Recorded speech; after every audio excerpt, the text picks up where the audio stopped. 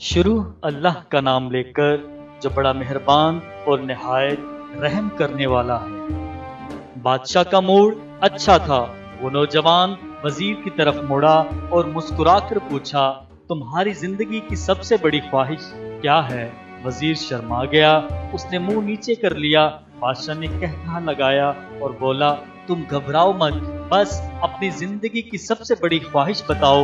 वजीर घुटनों पर झुका और आजिज़ी से बोला, हुजूर, आप दुनिया की खूबसूरत तरीन सल्तनत के मालिक हैं। मैं जब ये सल्तनत देखता हूँ तो मेरे दिल में ख्वाहिश पैदा होती है, अगर इसका 10वां हिस्सा मेरा होता मैं दुनिया का खुशनसीब तरीन शख्स होता।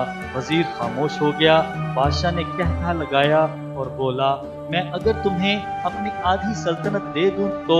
वजीर ने घबराकर ऊपर देखा और आजिज़ी से बोला, बादशाह सलामत, ये कैसे मुमकिन है? मैं इतना खुशकिस्मत कैसे हो सकता हूँ? बादशाह ने फौरन सेक्रेटरी को बुलाया और इसे 2 अहकामात लिखने का हुक्म दिया।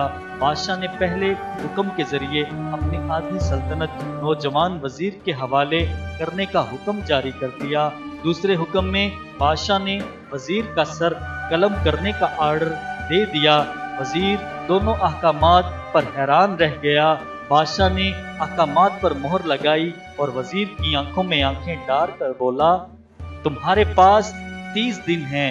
तुमने इन 30 दिनों में सिर्फ 3 सवालों के जवाब तलाश करना है। तुम कामयाब हो गए तो मेरा दूसरा हुक्म मनसूख हो जाएगा और तुम्हें आधी सल्तनत मिल जाएगी। अगर तुम नाकाम हो गए तो पहला हुक्म खारिज समझा जाएगा और दूसरे हुक्म के मुताबिक तुम्हारा सर उतार दिया जाएगा। वजीर की हैरत परेशानी में बदल गई। बादशाह ने उसके बाद फरमाया, मेरे 3 सवाल लिख लो।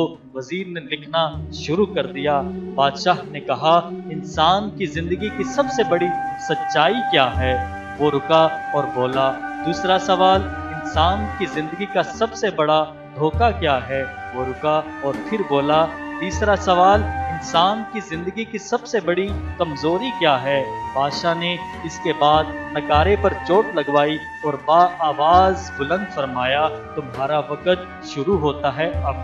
वजीर ने दोनों परवाने उठाए और दरबार से दौड़ लगा दी। इसने इस शाम मुल्क भर के दानिश्वर, अदीब, मुफक्कर और ज़हीन लोग जमा किए और सवाल इनके सामने रख दिए। मुल्क भर के दानिश्वर सारी रात बहस करते रहे, लेकिन वो पहले सवाल का जवाब पर भी कोई हतमी इत्तफाक़े राय कायम न कर सके। वजीर ने दूसरे दिन दानिश्वर बढ़ा दिए, लेकिन नतीजा वही निकला। वो आने वाले दिनों में लोग बढ़ाता रहा मगर इसे कोई तसल्ली बख्श जवाब न मिल सका, जहाँ तक कि वो मायूस होकर दारुल हुकूमत से बाहर निकल गया। वो सवाल उठाकर पूरे मुल्क में फिरा मगर उसे कोई तसल्ली बख्श जवाब न मिल सका। वो मारा मारा फिरता रहा, शहर शहर, गांव गांव की खाक छानता रहा। शाही लिबास फट गया, पगड़ी ढीली होकर गर्दन में लटक गई, जूते फट गए और पाँव में छाले पड़ गए। यहाँ तक कि शर्त का आखिरी दिन आ गया। अगले दिन इसने दरबार में पेश होना था। वजीर को यकीन था कि इसकी जिंदगी का आखिरी दिन है। कल इसकी गर्दन काट दी जाएगी और जिस्म शहर के मरकजी पुल पर लटका दिया जाएगा। वो मायूसी के आलम में दारुल हुकूमत की कच्ची आबादी में पहुंच गया। आबादी के सिरे पर एक फकीर की झोंपड़ी थी। वो गिरता पड़ता उस कुटिया तक पहुंच गया। फकीर सूखी रोटी पानी में डुबोकर खा रहा था, साथ ही दूध का प्याला पड़ा था और फकीर का कुत्ता शराब शराब की आवाजों के साथ दूध पी रहा था। फकीर ने वजीर की हालत देखी, कहता लगाया और बोला, जनाबे आली, आप सही जगह पहुंचे हैं। आपके 3 सवालों के जवाब मेरे पास हैं। वजीर ने हैरत से इसकी तरफ देखा और पूछा, आपने कैसे अंदाजा लगाया मैं कौन हूँ और मेरा मसला क्या है? फकीर ने सूखी रोटी के टुकड़े छापे में रखे, मुस्कुराया, अपना बोरिया उठाया और वजीर से कहा, ये देखिए, आपको बात समझ आ जाएगी। वजीर ने झुककर देखा। बोरिये के नीचे शाही खलअत बिछी थी। ये वो लिबास था जो बादशाह अपने करीब तरीन वज़रा को अनायत करता था। फकीर ने कहा, जनाबे आली, मैं भी इस सल्तनत का वजीर होता था। मैंने भी एक बार आपकी तरह बादशाह से शर्त लगाने की गलती कर ली थी, नतीजा आप खुद देख लीजिए। फकीर ने इसके बाद सूखी रोटी का टुकड़ा उठाया और दोबारा पानी में डुबोकर खाने लगा। वजीर ने दुखी दिल से पूछा, क्या आप भी जवाब तलाश नहीं कर सके थे? फकीर ने कहा लगाया और जवाब दिया, मेरा केस आपसे मुख्तलिफ था। मैंने जवाब ढूंढ लिए थे, मैंने बादशाह को जवाब बताए, आदि सल्तनत का परवाना फाड़ा, बादशाह को सलाम किया और इस कुटिया में आकर बैठ गया। मैं और मेरा कुत्ता दोनों मुतमईन जिंदगी गुजार रहे हैं। वजीर की हैरत बढ़ गई, लेकिन ये साबिक वजीर की हमाकत के तजिए का वक्त नहीं था। जवाब मालूम करने की घड़ी थी। चुनाचे वजीर एंकर पर्सन बनने के बजाय फरियादी बन गया और इसने फकीर से पूछा, क्या आप मुझे सवालों के जवाब दे सकते हैं? फकीर ने हाँ मैं गर्दन हिलाकर जवाब दिया, मैं पहले 2 सवालों का जवाब मुफ्त दूंगा, लेकिन तीसरे जवाब के लिए तुम्हें कीमत अदा करना होगी। वजीर के पास शर्त मानने के सिवा कोई ऑप्शन नहीं था।